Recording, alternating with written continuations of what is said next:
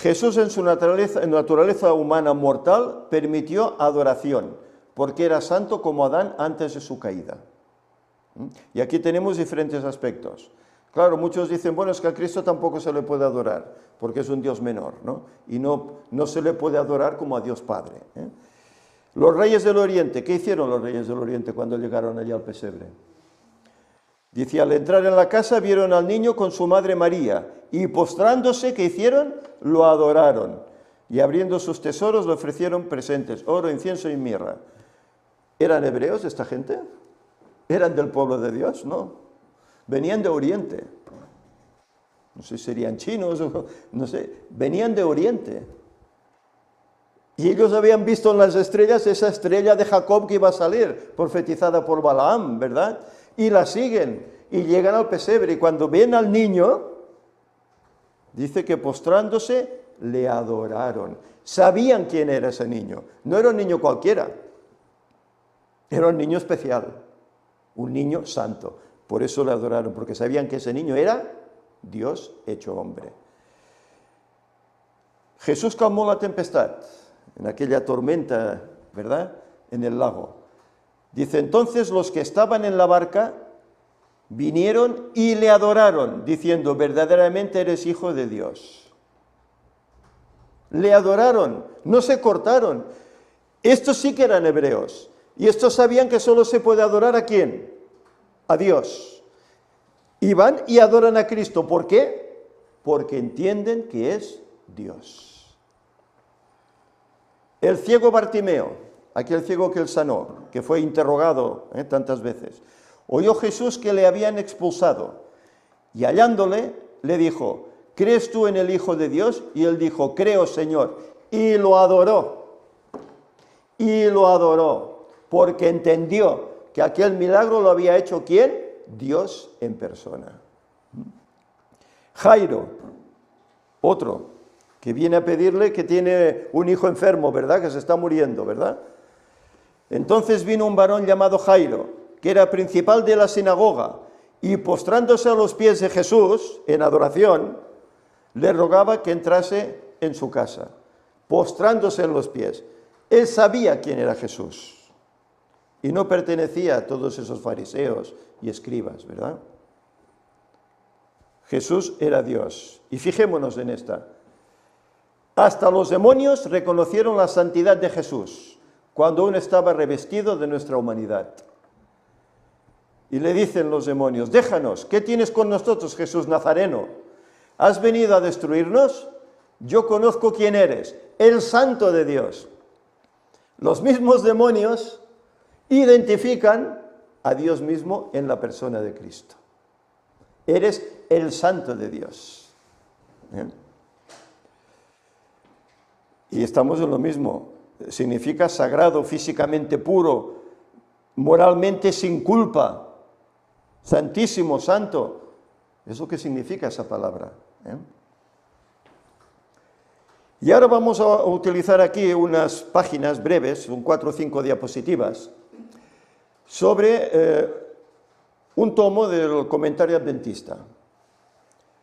Pero son palabras de Ellen White sobre Juan 1:1, concernientes a la naturaleza de Cristo. Y ella nos dice lo siguiente, esto está en el tomo 5, las páginas 1102 y 1103, lo podéis comprobar, si tenéis el Comentario Bíblico Adventista. Dice ella, y utiliza, fijaros, Lucas 1, 31 al 35, 1 Corintios 15, 22, 45, Hebreos 4, 15, etc. Y el mismo capítulo de Juan 14, 30. Dice, sed cuidadosos, sumamente cuidadosos, en la forma en que os ocupáis de la naturaleza de Cristo.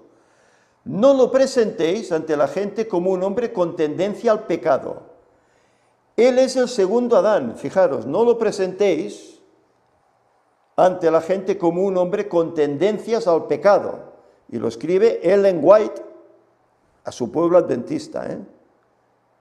Y muchos adventistas dicen, no, es que él tenía tendencia. ¿No lees Ellen White? Bueno, él es el segundo Adán. El primer Adán fue creado como un ser puro y sin pecado, sin una mancha de pecado sobre él. Era la imagen de Dios. Podía caer y cayó por la transgresión. Por causa del pecado, su posteridad nació con tendencias inherentes a la desobediencia. Todos hemos nacido así. Antes en la escuela sabática hablábamos, ¿verdad? Hay gente que ha conocido al Señor y tenían una vida correcta, ¿no? Pero en ellos que había pecado. Había ese gen del pecado. Otros eran muy depravados y conociendo a Cristo han cambiado su vida, ¿verdad? Pero seas de una forma o de otra, todos nacemos ¿en qué? En pecado. Nacemos aquí en este mundo, nacemos en un mundo pecaminoso, nacemos con el pecado, del cual transgredieron Adán y Eva, ¿eh? Pero Jesucristo, dice, era el unigénito Hijo de Dios. Tomó sobre sí la naturaleza humana y fue tentado en todo sentido como es tentada la naturaleza humana. Podría haber pecado, podría haber caído, pero en ningún momento hubo en él tendencia alguna al mal. Otra vez se está repitiendo lo mismo. En él no hubo tendencia alguna al mal. Fue asediado por las tentaciones en el desierto como lo fue Adán, por las tentaciones en el Edén. Pero en él no hubo tendencia al mal. ¿Por qué? Porque era un santo ser, distinto a nosotros. Dice más, evitad toda cuestión que se relacione con la humanidad de Cristo, que pueda ser mal interpretada. La verdad y la suposición tienen pocas similitudes. Al tratar de la humanidad de Cristo necesitáis ser sumamente cuidadosos en cada afirmación, para que vuestras palabras no sean interpretadas, haciéndoles decir más de lo que dicen, y así perdáis u oscurezcáis la clara percepción de la humanidad de Cristo combinada con su divinidad. Su nacimiento fue un milagro de Dios, pues el ángel dijo, y ahora concebirás en tu vientre, y darás a luz un hijo, y llamarás su nombre Jesús. Este será grande, y será llamado Hijo del Altísimo, y el Señor Dios le dará el trono de David su padre, y reinará sobre la casa de Jacob para siempre, y su reino no tendrá fin. Entonces María dijo al ángel, ¿cómo será esto? Lo hemos leído antes, ¿verdad? Pues no conozco varón. Respondiendo el ángel le dijo, el Espíritu Santo vendrá sobre ti, y el poder del Altísimo te cubrirá con su sombra, por lo cual también el santo ser que nacerá será llamado Hijo de Dios. Y Elena White, pues, corrobora esas palabras del pasaje bíblico. El santo ser que nacerá, que no tenía tendencia ninguna al mal, porque era santo. ¿Era concebido por quién? ¿Por un hombre? No, por el Espíritu Santo. Y veremos que dice, incluso un libro que está editado en la iglesia, del cual no he puesto aquí diapositivas porque, bueno, leí el principio y ponía que tenía copyright, digo, para no evitar problemas, que luego no nos quiten el sermón de YouTube, pero sí que tengo unas notas, que por cierto los he dejado ahí en el móvil, que luego leeremos. Es un libro editado en la iglesia y aceptado por la Conferencia General, y habla sobre la verdadera naturaleza de Cristo, y dice unas cosas tremendas. Cosas que no sé, para mí que muchos hermanos no han leído ese libro. Es las 27 creencias adventistas. Es el que tengo yo, ahora sé que hay otro que es 28 creencias, pero este que tengo yo es de los años 80 y tantos. Estas palabras, dice, no se refieren a ningún ser humano, excepto al Hijo del Dios infinito. Nunca dejéis en forma alguna la más leve impresión en las mentes humanas de que una mancha de corrupción o inclinación hacia ella descansó sobre Cristo. No tuvo ninguna mancha, no tuvo ninguna duda ante el pecado. Sabía lo que era pecado y lo afrontó y lo venció.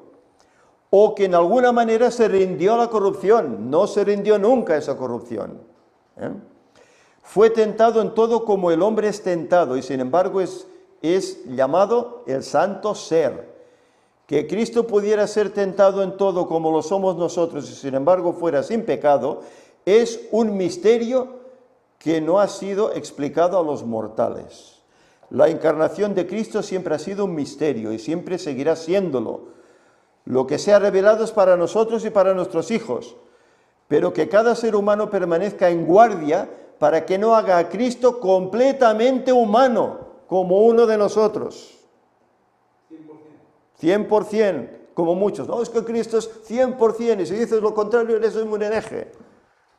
El hereje es el que dice que Cristo es un 100% humano, porque dice, no lo hagáis completamente humano como nosotros. Es que dicen 100% humano, 100% divino, y es eso que corre por todo. Claro.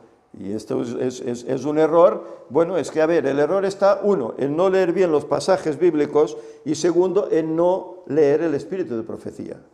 Y hoy en día, como en la iglesia el espíritu de profecía se tiene un poco al margen, ya en los púlpitos, en los estrados, no se puede leer el espíritu de profecía. Está vetado, no se puede leer.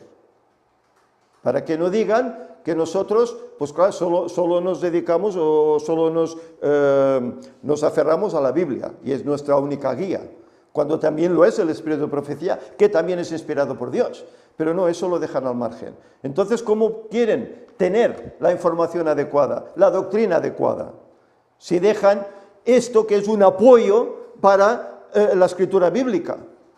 Si lo dejas al margen vas cojo, puedes entender de cualquier versículo lo que te dé la gana, cuando Ellen White especifica y aclara qué es lo que quiere decir ese versículo, esa doctrina.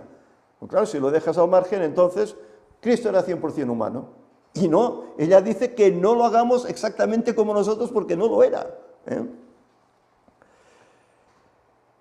Porque esto dice, además, dice, no puede ser, dice ella. No es necesario que sepamos el momento exacto cuando la humanidad se combinó con la divinidad. Debemos mantener nuestros pies sobre la roca, Cristo Jesús, como Dios revelado en humanidad. Percibo que hay peligro, dice ella, en tratar temas que se refieren a la humanidad del Hijo del Dios infinito. Él se humilló cuando vio que estaba en forma de hombre para poder comprender la fuerza de todas las tentaciones que acosan al hombre. Es lógico. Por eso dice que padeció nuestras dificultades, nuestras tentaciones. ¿Por qué? Porque Él se revistió de humanidad. ¿Y qué pasó con Cristo? ¿No lloraba Cristo? ¿No se entristecía Cristo? ¿Sentiría frío? ¿Sentiría hambre? ¿No tenía que comer Cristo? Tendría todas las necesidades fisiológicas que tenemos nosotros como humanos, ¿verdad? Pero en ningún momento se rindió al pecado, ni en Él hubo mancha de pecado. Y esto es lo que muchos hermanos no creen. Y es lo que muchos están predicando. Y los hermanos están aceptando un error tremendo que les está llevando a otros errores tremendos. El primer Adán cayó, el segundo Adán se aferró a Dios y a su palabra bajo las circunstancias más angustiosas. Y no vaciló ni por un momento su fe en la bondad, la misericordia y el amor de su Padre. Escrito está, fue su arma de resistencia, y esta es la espada del Espíritu que debe usar todo ser humano. No hablaré ya mucho con vosotros, dijo Cristo, porque viene el príncipe de este mundo y él nada tiene en mí. Cristo mismo lo dijo, viene el príncipe de este mundo, yo ya voy a partir, pero él no tiene nada contra mí. Él no puede reclamarme como quería reclamar el cuerpo de Moisés u otros, no puede, porque yo no he pecado, soy sin pecado. Eso es lo que estaba diciendo Cristo. Nada que responda a la tentación. En ninguna ocasión hubo una respuesta a las muchas tentaciones de Satanás. Cristo no pisó ni una vez el terreno de Satanás para darle ventaja alguna. Satanás no halló en él nada que lo animara a avanzar. No tenía donde acogerse en Cristo. Por eso declara, eres el santo de Dios. No tenía nada que hacer con él. No podía vencerlo. Y Satanás lo supo. Satanás supo que cuando Cristo dio su vida en aquella cruz, sus días estaban contados. Su sentencia estaba hecha. Porque no podía contra aquel que es el Creador, el Dios Creador, el Santo. No podía con él.